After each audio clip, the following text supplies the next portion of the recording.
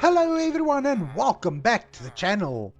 In today's episode I've got a little special planned for you. This is our 500 day special on this world.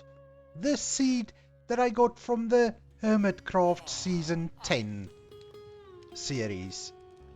What makes it really interesting to me is that when I'm watching Hermitcraft Season 10 and I see especially the first few videos of every creator, I see what they do with the space that I've got and comparing my own builds to that. Now, truly speaking, I cannot compare. These guys have been at it for years and years, honing their craft and making it better. But anyway, it is interesting to me and I am enjoying it quite a lot. Now, in today's episode, wait, before we get to that, you can hear the villagers, and I did go ahead and do the villager breeder area. Now, as I said, it is a manual breeder, but if we open one of these trap doors, you can see the villagers down there. Oh, I can't see anyone, but they are there. And I've put these trapdoors here so that I can feed the villagers to get them to breed. Ah, there's the villagers, you see. Now I'm just going to dump all this bread in there so that they can maybe start breeding. So let me quickly show you what the breeder area at the bottom looks like.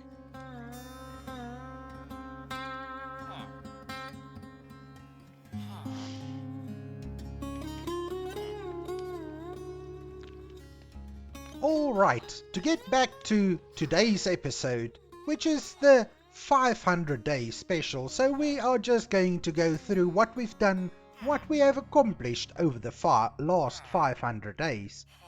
Now this little map of the area, I did lock this map because this is the 500 day base map and I don't want to have it updated. I'm thinking that maybe every 500 days we can do a new map and see how the area progresses. Now the major project of this world up to now has been the pit.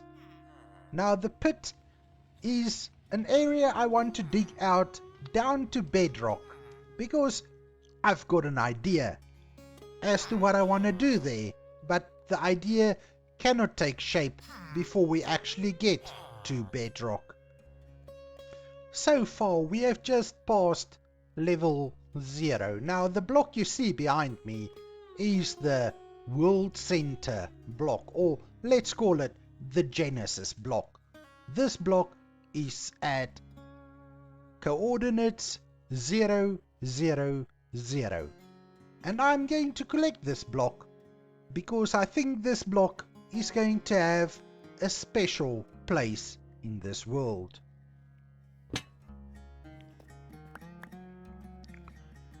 And I have made sure that I don't have any blocks in my inventory so that we don't mix this block up with any other blocks. But now I'm going to just have to, this is deep, but I guess we still have about the same number of blocks to go down, because if we are on -3 at the moment, just past 0, that means we've got another 50 layers to go, and without Haze Beacon it takes about 10 minutes per layer, 30 minutes for every 3 layers, because I'm taking it down 3 layers at a time.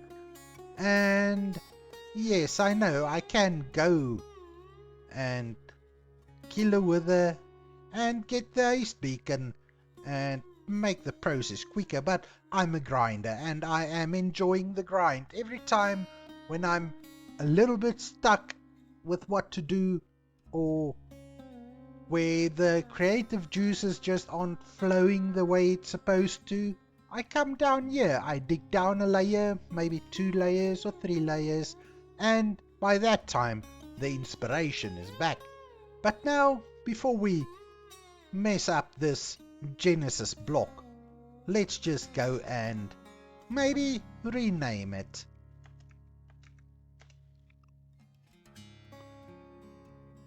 000, or the Genesis block. Now, I just need to make sure I store this somewhere where I don't accidentally use it in something which I shouldn't be doing. Now, we also made a few friends in the series so far. The first one, the most important, well, not most important, but really important to me, is Bella the cat. Now, Bella has been really helpful. Every time I go to sleep in this bed, Bella brings me something, a little present, a little gift once I wake up. And some of the gifts includes zombie flesh, phantom membranes. I've got 5 and I haven't killed a single phantom in this world. She brings me feathers as well as rabbit hide, and she also brings me rabbit's foot. Now 20 rabbit's foot, and considering that I haven't killed any rabbits, 20 is impressive. I mean, all I had to do to get those rabbit's feet was sleep. Anyway, let's look at our other friends. I recently acquired Donkey because I did want to get a mule. Now the mule isn't named yet, and if any of you have good name suggestions for our mule, I would be happy for you to post it in the comments. Then we can maybe get this guy a name. Then over here, old One Timer. One Timer was the first horse I tamed in this series, and I don't think I've ever went on a journey with him. He's just too slow. And then we've got Socks. So I named him Socks because if you just have a look at his feet, it looks like he's wearing socks.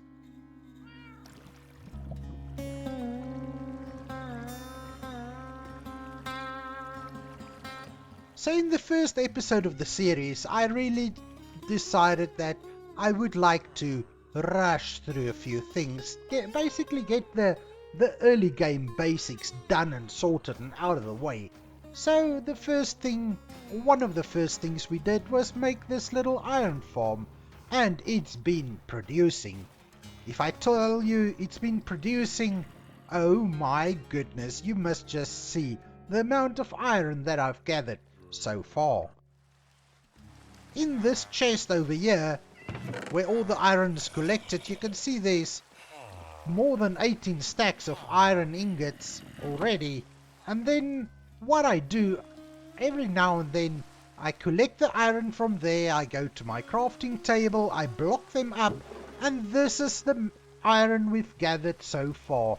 That's obviously minus the ones that I've used up to now, but we've almost got a full chest of stacks of iron blocks.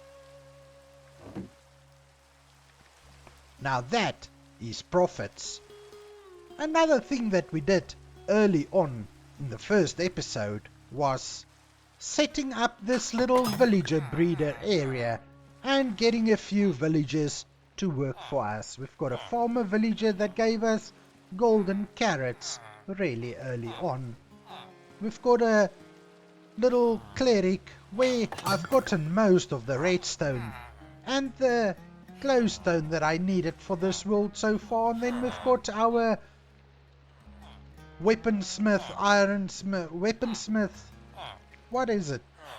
We've got our toolsmith, weaponsmith and armorer, who has been very helpful in helping us get our diamond armor and tools. Now these guys have been breeding over here, and as you can see, they are well protected. Anyway, this villager breeder, I only used it early on in the series because transporting the villagers from here all the way to the base up there is not a very pleasant task. Then another objective from episode 1 was to get diamonds, and we were able to go down this little ravine behind me, and we got all the diamonds we needed for early game Minecraft right from this little space down here. got a few pieces of gold and a couple of pieces of iron as well, but that was a turning point. Now I had the diamonds, I had the iron.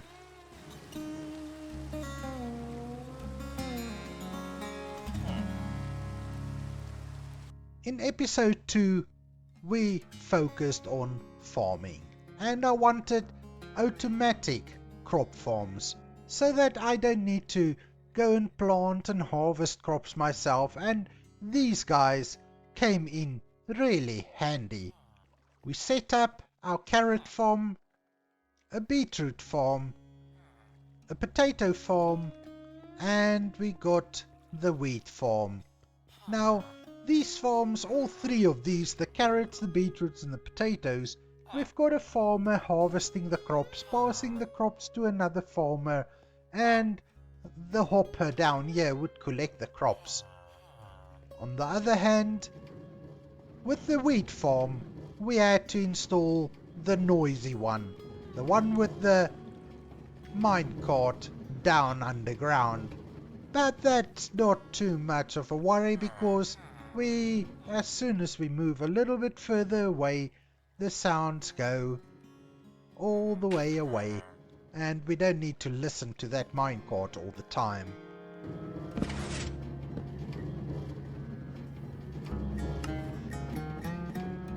Getting to episode 3, we started working on the pumpkin and melon farm, and this is just a simple farm with observers and pistons. So once the observer sees that the pumpkin or melon has grown, it fires a piston, and then underneath all of that is a minecart that collects all the drops. The next challenge was, how do we get the drops from the various farms to a central point where we can collect everything? And we installed a few of these dropper systems that just drops the crops into a water stream, and the water stream takes it to a central point where we can just collect all of our goodies. The goodies will be transported, as you can see, up this water column to the top here, where we've got a few auto sorters sorting out all the different crops. When we go down a little bit further down, we have installed an autocrafter to just take all the melon slices and autocraft them into melons, because who wants to do that manually? And all the crops are stored in this little chest monster down here, and we can access them very easily from the outside. Now if we have a look, the melons are almost full, pumpkins we've got more than a barrel, potatoes we've got more than a barrel, beetroot seems to be one of the slower crops to gather, but it's coming along. Carrots we've got more than a barrel, and wheat we've got half a barrel. Now before any of you start with me, I know I can also autocraft the wheat into hay bales, but I didn't want to do that because the wheat, for the most part, I'm using it to make bread to breed the villagers, and I'm also using it to breed animals. So having them autocrafted into hay bales, and then I need to uncraft it again back into wheat, just felt like a little bit of a waste of time to me.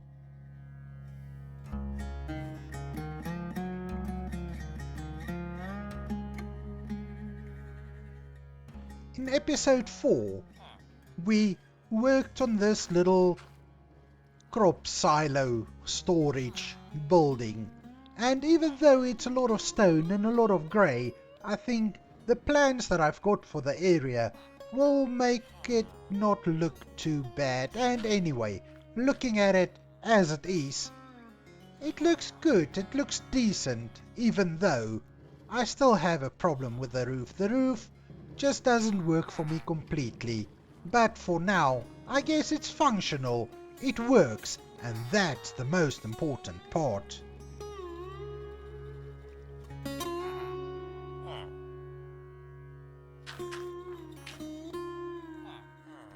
So by this time, at the end of episode 4, we've got automated crops, we've got storage for those crops, and then the next challenge presented itself as to we need an easy way to trade the crops, and that's why I built this little farmers market.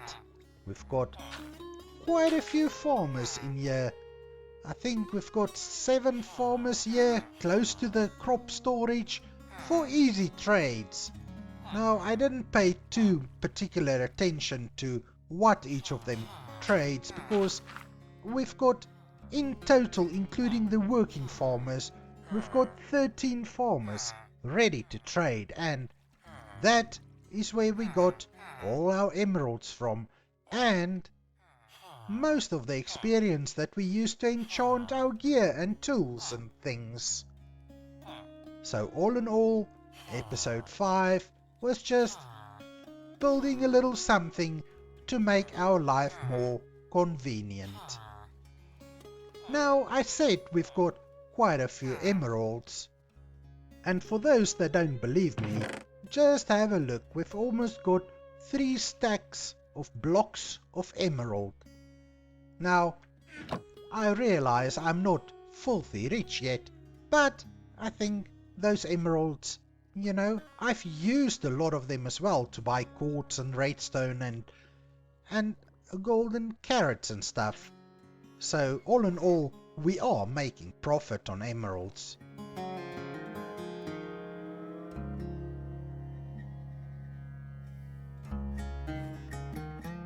And then we come to the final build, the build we did in episode 6, this little white farmhouse. I took a lot of inspiration from the Cape Dutch build style. If you care to look it up on Google, you'll see that the houses are usually very white with black roofs, either straw roofs or black tiled roofs, whatever is available, and this house turned out really well. I didn't want to do too much decoration outside, but I think the garden in the courtyard looks really nice. Initially I had 2 trees up here, but I felt that they just hid too much of the build. And when we have a look inside, I have decorated it with a few armor stands and a few other thingamabobs and what have you, and that is where our map wall is, the day 500 base map. And in the basement of this little farmhouse we've got our villager breeder, which I wonder if these villagers has made us any babies yet. So let's go and have a look. Oh yes, there is a baby. Oh well, it's not a baby anymore. It has grown up, but we have 3 villagers, and that's going to come in useful when we build the next build where we need a villager or 2. Maybe librarians, maybe stonemasons, maybe clerics. I don't know yet, but we have plans. We've got plans for the next 500 days, and then there will be plans going even further than that. But now that all of you are caught up with what we've been up to for the last 500 days, let's have a little look at the project board behind me, where I'm going to just make notes of the plans for the next 500 days. Now, I'm not saying all of these projects are going to be completed in the next 500 days. And I'm not saying that this is all we are going to work on for the next 500 days. But this will be here to keep me motivated and keep me on the straight path. Because this area that we have here, even though it is coming along really nicely, there's still a lot of work to be done. And I'm not one that is scared to get the work done. But now let's quickly have a look at what the next 500 days is going to have in store for us. And the first thing is going to be to continue our work on the pit. I mean, bedrock is still about 50 blocks away, and we will just mark this one in yellow as that's an ongoing project in the background. Whenever I have time to dig a little bit, I will continue with it, and hopefully by the end of the 500 days we are down to bedrock. The next project I think I want to get going with is an animal barn with wool farm and animal pens. Because seriously, going all the way over there to collect wool has become quite a bit of a chore, and if not, why not? I think to decorate and all that we are going to need plenty of wool of all colors, and the wool farm will just make that process all that much easier. Then another project that I've got planned is making an XP and bone block farm using potatoes and cactus, because getting experience from trading with our farmer villagers has been good for now, but it's not something that is sustainable. I want a more sustainable way of experience farm, and I think if the bone meal or if the potatoes and the cactus runs in the background, it will be a little bit more, well, satisfying and easier to get experience without having to trade for it. But now I see that black cat, and I've been wanting a black cat for a while, so I'll be right back with you guys. I don't have any fish to tame this guy, but I will just keep him here for now. I'll go and catch a few fish later on, so that we can make this one our friend and give Bella a little life partner, so to say. The next project I've got in mind is a library tower with librarians, because even though we've got all our tools and armor enchanted, that's not to say we are never going to lose any of it. So I think we need to build a little tower and populate it with librarians. But anyway, that's the next project I've got in mind. Another project I've got in mind is to rework the original village. I have seen a few pictures of the Cape Malay build style. Very colourful and simple houses, and I'm thinking that might be a good idea for the village. So that is also on the board. I believe that's going to just add a little more colour to this world of ours. It has also become quite a pain dealing with wood collection. So another project will be a tree farm with automatic sorting and collection capabilities. The one thing with chopping down trees manually, the one thing that really gets on my nerves is inventory keep getting full, and I need to run around storing items before I can continue chopping trees, and that is about to stop because we are going to build a simple tree farm. Nothing fully automated or anything, but just a little farm where if I chop down the trees, they will drop into a water stream maybe, get collected and sorted, and that way I believe I will save a little bit of time. So the tree farm with the automated collection and sorting system is also up on the board. Our storage system that we've just got out here in the open has been getting on my nerves as well. So Another project I want to look into is a valuable sorting and storage complex, which will be combined here with the iron farm, I think. And that's another exciting idea I've got, and I can't really explain how I want to do it. Maybe when we get to it, I will give you an idea before I actually build it. But that's also going to be a very exciting project coming up.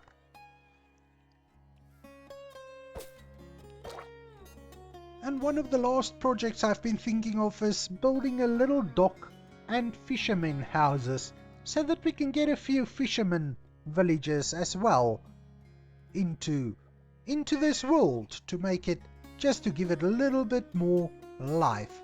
So to that side where that massive lake is, I think this is going to be another nice smallish project that we could take on that will give just a little bit more life to the area. Now you will notice that there is one empty sign behind me, and what I want you to do is think of a project that you think we should add in this world, and leave it in the comments. Let me know what you would want to see in my little Minecraft world. Now I have to say, I'm not necessarily going to build anything you suggest. Please keep in mind my skill and what you've seen me do in this series so far. Because I'm still learning. I've been playing Minecraft for so long, but I'm learning new things every day. So maybe have a look at my videos, think about it, and then make a suggestion that might challenge me a little bit, but is still within my capabilities. Alright everyone, and thank you for those of you that stuck around all through this video. And if you did, remember, if you haven't done so already, please subscribe to the channel, leave a like if you did like the episode, and feel free to leave a comment down below. Until next time, I hope you enjoyed, and I hope to see you again very, very soon. Goodbye.